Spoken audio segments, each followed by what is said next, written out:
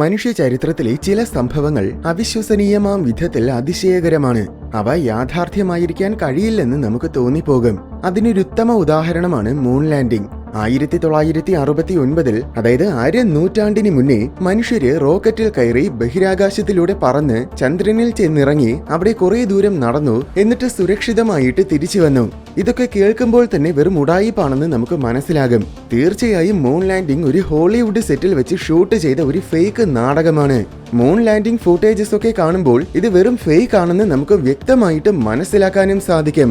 ഉദാഹരണത്തിന്, കാറ്റില്ലാത്ത ചന്ദ്രനിൽ എങ്ങനെയാണ് ഈ കൊടി പാറുന്നത്? ചന്ദ്രനിൽ പതിഞ്ഞ കാൽപ്പാടിന്റെ ആകൃതിയും അവരുപയോഗിച്ചതാണെന്ന് അവകാശപ്പെടുന്ന ബൂട്ട്സിന്റെ ആകൃതിയും എങ്ങനെയാണ് വ്യത്യസ്തമാകുന്നത്?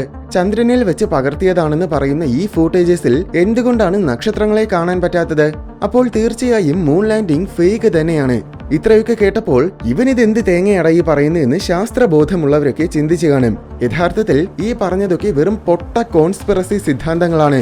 ഈ കോൺസ്പിറസി സിദ്ധാന്തങ്ങൾ പറയുന്ന മഹാവിഡ്ഢിതങ്ങൾ കേട്ടാൽ നമ്മുടെ തലച്ചോറ് ഉരുകിപ്പോകും. അത്രയും വലിയ മണ്ടത്തരങ്ങളാണ് ഈ കോൺസ്പിറസി സിദ്ധാന്തങ്ങൾ. ഇതൊക്കെ വെറും മണ്ടത്തരങ്ങളാണെന്ന് പണ്ടേ തന്നെ എല്ലാവരും തിരിച്ചറിഞ്ഞു കാണും എന്നാണ് ഞാൻ ഇതുവരേക്കും കരുതിയിരുന്നത്. പക്ഷേ കഴിഞ്ഞ ദിവസം ഇൻസ്റ്റാഗ്രാമത്തിൽ ഒരു വീഡിയോ കണ്ടു. ഈ 2025 മൂൺ ലാൻഡിംഗ് ഫേക്ക് ആണെന്ന രീതിയിൽ പല വീഡിയോസും പ്രചരിക്കപ്പെടുന്നുണ്ടെന്നും പലരും അതൊക്കെ സത്യമാണെന്ന് വിശ്വസിക്കുകയും ചെയ്യുന്നുണ്ടെന്ന സത്യാവസ്ഥ അത്ഭുതത്തോടെ അപ്പോഴാണ് ഞാൻ തിരിച്ചറിഞ്ഞത്. അതുകൊണ്ട് മൂൺ ലാൻഡിംഗുമായി ബന്ധപ്പെട്ട കോൺസ്പിറസി സിദ്ധാന്തങ്ങളെല്ലാം എന്തുകൊണ്ട് വെറും മണ്ടത്തരങ്ങളാണെന്നും മൂൺ ലാൻഡിംഗ് ഫേക്ക് ചെയ്യുക എന്നത് എന്തുകൊണ്ട് അസാധ്യമാണെന്നും നമുക്ക് നോക്കാം.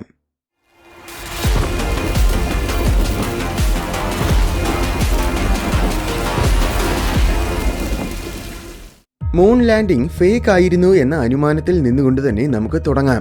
ഈ ദൗത്യത്തിന് പിന്നിൽ 4 ലക്ഷത്തിൽ കൂടുതൽ പേര് പ്രവർത്തിച്ചിട്ടുണ്ട്. മൂൺ ലാൻഡിംഗ് ഫേക്ക് ആയിരുന്നെങ്കിൽ തീർച്ചയായും ഈ 4 ലക്ഷം പേരും കൂടെ ഒത്തുചേർന്നായിരിക്കും അത് ചെയ്തത്.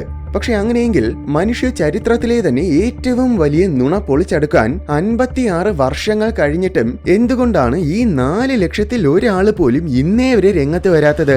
ചിലപ്പോൾ ഈ 4 ലക്ഷം പേരും കബളിപ്പിക്കപ്പെട്ടതാണെന്നും യഥാർത്ഥത്തിൽ നാസയിലെ ആകെ കുറച്ചു പേർക്ക് മാത്രമേ ഇത് അറിയാമായിരുന്നുള്ളൂവെന്നും നമുക്ക് കരുതാം. പക്ഷെ എന്നിരുന്നാലും ഒരു റോക്കറ്റ് ലോഞ്ച് ചെയ്യുന്നത് എന്തായാലും ഫേക്ക് ചെയ്യാൻ പറ്റില്ല. കാരണം ഒരു ചെറിയ എലിവാണം വിക്ഷേപിക്കുന്നത് പോലെയല്ല റോക്കറ്റ് വിക്ഷേപിക്കുന്നത്. ഈ ചന്ദ്ര ദൗത്യത്തിന് വേണ്ടി ഉപയോഗിച്ചത് സാറ്റേൺ V റോക്കറ്റാണ്. ലോകത്തിലെ ഏറ്റവും ഉയരം കൂടിയ പ്രതിമ നമ്മുടെ ഇന്ത്യയുടെ സ്റ്റാച്യു ഓഫ് യൂണിറ്റിയാണ്. സാറ്റേൺ V റോക്കറ്റിന് ഈ പ്രതിമയുടെ പകുതിയിൽ കൂടുതൽ ഉയരമുണ്ട്. അത്രയും ഗംഭീരമായ ഒരു റോക്കറ്റാണിത്. ഈ റോക്കറ്റിന്റെ വിക്ഷേപണം നേരിട്ട് കാണാൻ അന്ന് ദശലക്ഷക്കണക്കിന് പേരാണ് കെനഡി സ്പേസ് സെന്ററിന് ചുറ്റും കൂടിയത്. അവരെല്ലാം തന്നെ ഈ റോക്കറ്റ് വിക്ഷേപണത്തിന്റെ സാക്ഷികളാണ്. അതിനു പുറമെ ലൈവ് ടിവിയിലൂടെ കോടിക്കണക്കിന് പേരും ഇത് കണ്ടിരുന്നു. മൂൺ ലാൻഡിംഗ് ഫേക്ക് ആണെങ്കിൽ എന്തായാലും ഈ റോക്കറ്റ് ലോഞ്ചിങ്ങും ഫേക്ക് ആയിരിക്കുമല്ലോ. അങ്ങനെയെങ്കിൽ ഈ വിക്ഷേപണം നേരിട്ട് കണ്ടു എന്ന് പറയുന്ന ദശലക്ഷക്കണക്കിന് പേരും ഈ കള്ളത്തരത്തിന് കൂട്ടുനിൽക്കുന്നവരായിരിക്കണം. അതുപോലെ ഈ വിക്ഷേപണം ലൈവായിട്ട് ടെലികാസ്റ്റ് ചെയ്ത TV ചാനൽസും ആ ചാനലുകളിൽ പ്രവർത്തിക്കുന്ന ആയിരക്കണക്കിന് പേരും ഈ കള്ളത്തരത്തിന് പിന്നിൽ കൂട്ടുനിന്നവരായിരിക്കും. സ്വബോധമുള്ള ഏതൊരു മനുഷ്യനും ഇത് തീർത്തും അസാധ്യമാണെന്ന് തിരിച്ചറിയാൻ പറ്റും. അതിനുവേണ്ടി ഞാനൊരു ചെറിയ തോട്ട് എക്സ്പെരിമെന്റ് പറയാം. നിങ്ങളൊരു സ്കൂൾ കുട്ടിയാണെന്ന് കരുതുക. ഒരു ദിവസം അബദ്ധത്തിൽ നിങ്ങളൊരു ടീച്ചറിന്റെ കസേര പൊട്ടിച്ചു. ഭാഗ്യത്തിന് അത് ആകെ 3 ഫ്രണ്ട്സ് മാത്രമേ കണ്ടുള്ളൂ. ഈ സീക്രട്ട് വേറെ ആരും അറിയാതെ നിങ്ങൾ 4 പേർക്കും സൂക്ഷിക്കാൻ പറ്റുമോ? 4 പേരും ക്ലോസ് ഫ്രണ്ട്സ് ആണെങ്കിൽ തീർച്ചയായും പറ്റും. പക്ഷേ നിങ്ങളുടെ ക്ലാസ്സിലുള്ള മൊത്തം പേരും ഈ സംഭവം കണ്ടെങ്കിലോ? ഉറപ്പായും ഏതെങ്കിലും ഒരു അലവലാതി അത് ചെന്ന് ടീച്ചറിനോട് പറഞ്ഞു കൊടുക്കും.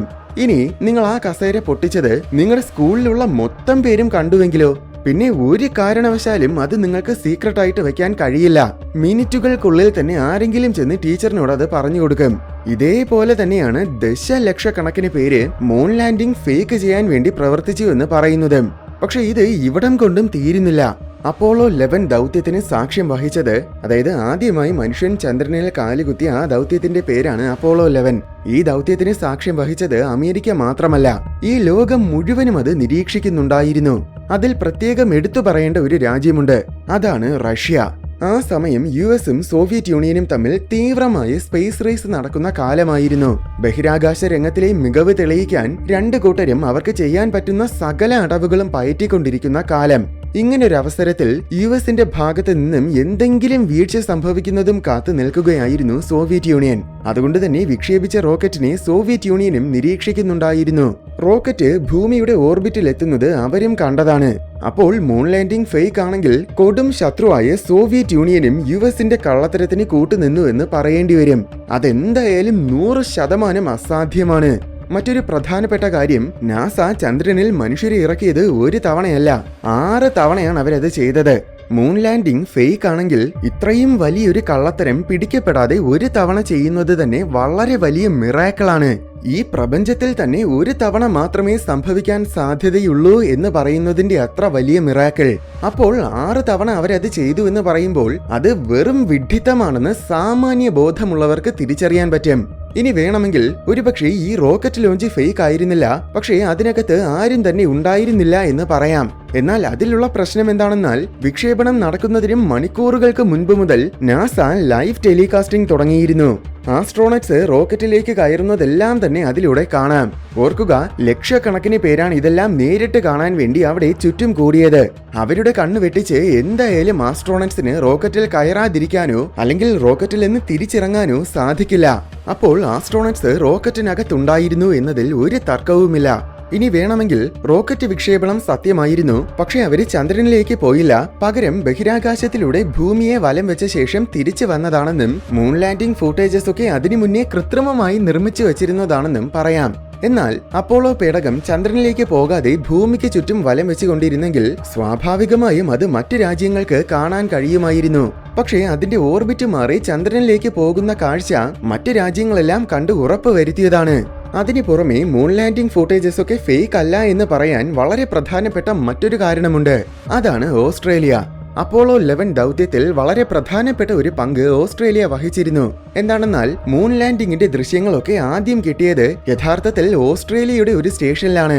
മൂൺ ലാൻഡിംഗ് ഫേക്ക് ആയിരുന്നെങ്കിൽ ഓസ്ട്രേലിയൻ അധികാരികൾക്കും അത് അറിയാമായിരുന്നിരിക്കണം. ചുരുക്കി പറഞ്ഞാൽ മൂൺ ലാൻഡിംഗ് ഫേക്ക് ആയിരിക്കണമെങ്കിൽ ലോകം മൊത്തം US-ന്റെ കള്ളത്തരത്തിന് വേണ്ടി കൂട്ടുനിന്നു എന്ന് പറയേണ്ടി വരും. മൂൺ ലാൻഡിംഗ് ഫൂട്ടേജസ് ഒക്കെ CGI ആണെന്നും, അതായത് കമ്പ്യൂട്ടർ ഗ്രാഫിക്സ് ആണെന്നും ചില കോൺസ്പിറസി തിയറിസ്റ്റുകൾ പറയുന്നുണ്ട്. പക്ഷെ അതിലുള്ള പ്രശ്നം എന്നത് ആ കാലത്ത് യഥാർത്ഥത്തിൽ കമ്പ്യൂട്ടർ ടെക്നോളജികൾ ഒന്നും തന്നെ അത്രത്തോളം അഡ്വാൻസ്ഡ് ആയിരുന്നില്ല. കമ്പ്യൂട്ടർ ഉപയോഗിച്ച് എന്തെങ്കിലും വിധത്തിലുള്ള ഗ്രാഫിക്സ് നിർമ്മിക്കണമെങ്കിൽ കമ്പ്യൂട്ടറിൽ GPU എന്നൊരു ഘടകം വേണം. എന്നാൽ ആദ്യമായി GPU ഡെവലപ്പ് ചെയ്യാൻ തുടങ്ങിയത് തന്നെ 1980കളിലാണ്.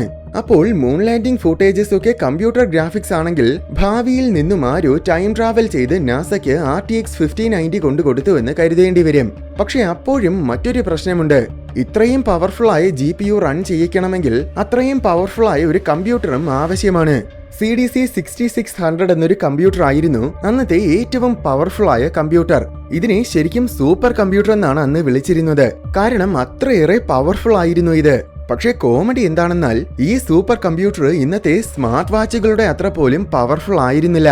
ഇത്രയും നിസ്സാരമായ ടെക്നോളജി ഉപയോഗിച്ച് വളരെ ലളിതമായ 2D കാർട്ടൂൺ പോലും അന്ന് റെൻഡർ ചെയ്യാൻ കഴിഞ്ഞിരുന്നില്ല. അപ്പോൾ പിന്നെ മൂൺ ലാൻഡിംഗ് പോലെ ഹൈപ്പർ റിയലിസ്റ്റിക് ആയ ഫൂട്ടേജ് കമ്പ്യൂട്ടർ ഗ്രാഫിക്സ് ആണെന്ന് ചിന്തിക്കുന്നത് വെറും മണ്ടത്തരമാണ്.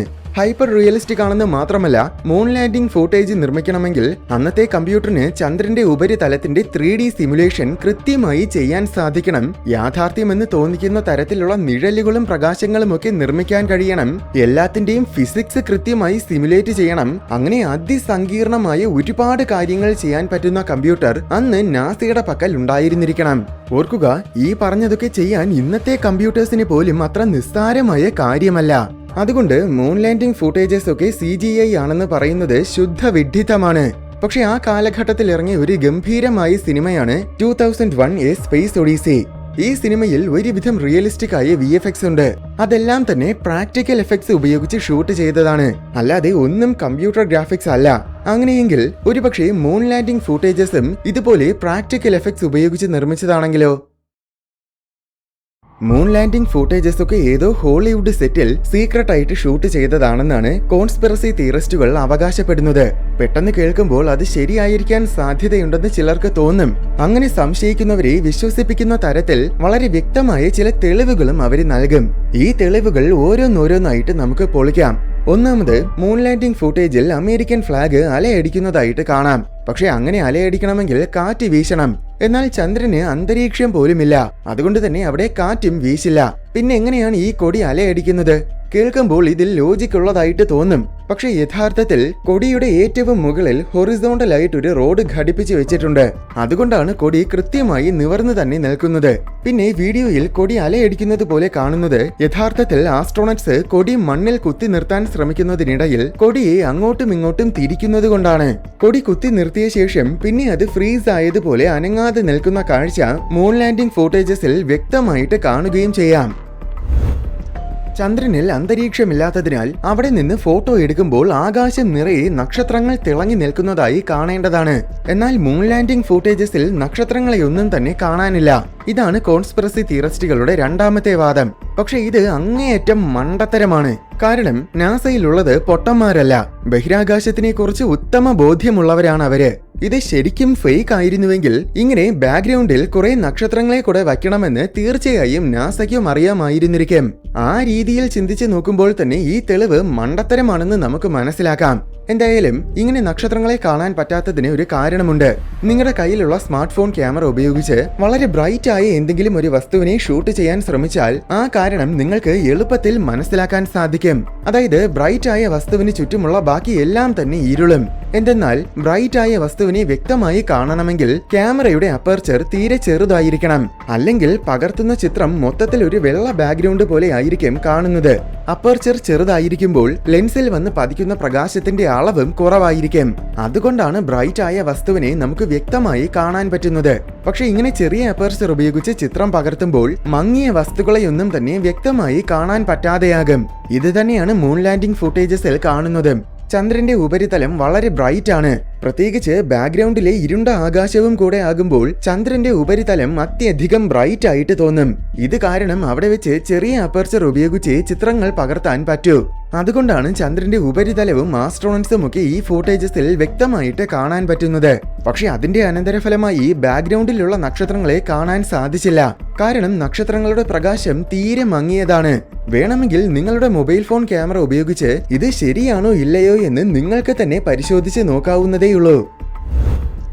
ലാൻഡർ ചന്ദ്രനിൽ ചെന്ന് നിലം തൊട്ട സമയം ആ ശക്തി കാരണം അവിടെ വലിയൊരു ക്രേറ്റർ ഉണ്ടാകേണ്ടതാണ്.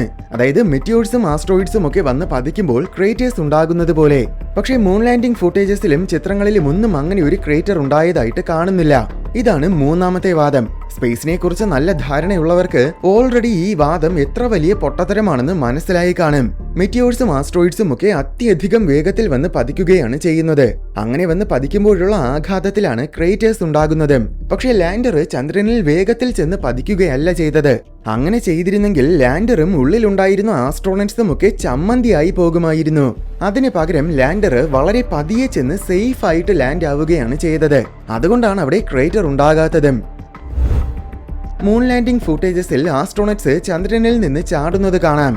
ഭൂമിയുമായി താരതമ്യം ചെയ്യുമ്പോൾ ചന്ദ്രന്റെ സർഫസ് ഗ്രാവിറ്റി ഒരുപാട് കുറവാണ്. അതിനാൽ ചന്ദ്രനിൽ നിൽക്കുമ്പോൾ ഭൂമിയിൽ നിന്ന് ചാടുന്നതിന്റെ 6 മടങ്ങ് ഉയരത്തിൽ ചാടാൻ കഴിയും. പക്ഷെ ഈ ഫൂട്ടേജസിൽ ആസ്ട്രോണറ്റ്സ് ചാടുന്ന ഉയരം ഒരുപാട് കുറവാണ്. ഏകദേശം ഭൂമിയിൽ നിന്ന് ചാടുന്നതിന് സമാനമായിട്ട് തന്നെ തോന്നും. ഇതാണ് കോൺസ്പിറസി തിയറിസ്റ്റുകളുടെ നാലാമത്തെ വാദം. ഒരുപക്ഷെ ഇതും പെട്ടെന്ന് കേൾക്കുമ്പോൾ ലോജിക്കലായിട്ട് തോന്നും. പക്ഷെ ഇതിൽ പലരും ചിന്തിക്കാത്ത ചില കാര്യങ്ങളുണ്ട്. ഒന്നാമതായി, സ്പേസ് സ്യൂട്ട് എന്നത് നമ്മുടെ റെയിൻകോട്ട് പോലത്തെ നിസ്സാരമായ ഒരു വസ്ത്രമല്ല. ഈ സ്പേസ് സ്യൂട്ടിന് മാത്രം ഏകദേശം 82 കിലോഗ്രാം ഭാരമുണ്ട്.